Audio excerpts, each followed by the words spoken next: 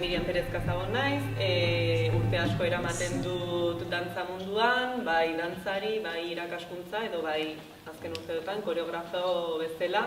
Niretzako erreto nagusiena izan zen 10 dantzarirekin lan egitea. Ez ginen ezagutzen aurretikan, batzuk gehiago, beste batzuk ezer, eta orduan garrantzi asko eman diogu elkarren arteko ulermena nola eraman aurrera.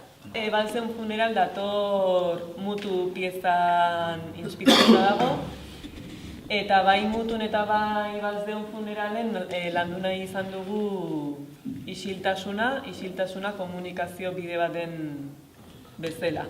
3 kapitulo lantzen dira, non isiltasunak tonalidade desberdin bat edo komunikazioak tonalidade desberdin bat daukan. Lehenengoa besarkaden kapituloa deitu genuen, eta hor bata bestearen komunikazio zuzena edo bilatzen da, ez? Beharrezkoa, positiboa, elkar ulermen hori ematen den hori.